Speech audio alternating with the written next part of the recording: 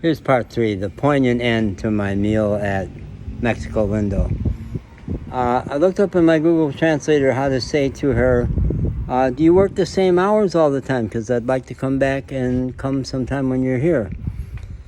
That felt to me not intrusive.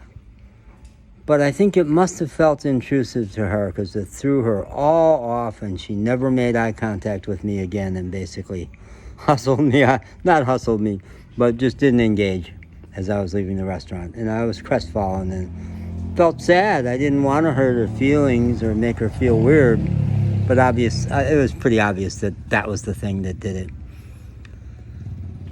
You know, it made me wistful. This was been back in the early 90s. I was in my early 40s, and it was a department store in the western suburbs of Chicago, out in Oak Park where I lived. And lovely shopkeeper in this department store. I was buying curtains for my new apartment, and she was cute as a button. And when I paid, she looked me deep in the eye. And as I was walking out, this voice says to me, "You go back and get her phone number, Jack. You saw the way she looked at you, and she was really sweet, and you're lonely. Go back." And I said, "I don't know how to do this. This is out of my comfort zone. It's not the kind of thing I do." And that voice in my head said, "Do it now." It wasn't the real clear voice for God that I have now, but it was something in me said, "Come on." So I went back and somewhat sweetly and awkwardly said, "You know, I don't do this kind of thing usually, but I want to try to get your phone number."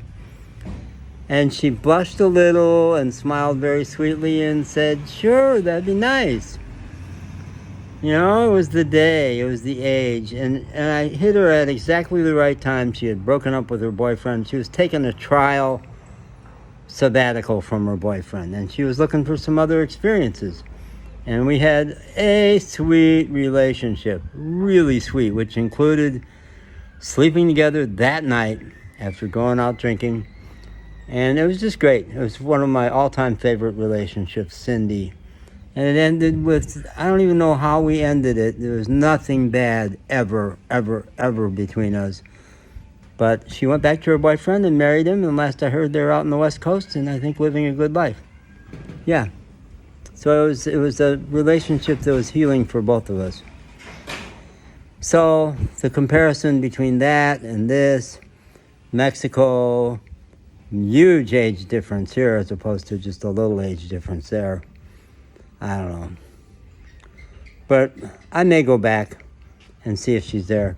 That's really what I should have done in Mexico, was not to say anything awkward like that, but just go back sometime. If in fact I end up taking an apartment there, who knows? Who in the hell knows what's going to happen with all that? So, there we are. Here we are, back in El Diamante, which mostly has worked for me. Looks like the family's coming back. Are they coming back from church? Looks like the Raleigh family, all dressed up, the girls in dresses. I think that's who's coming down the street here. Okay, bye.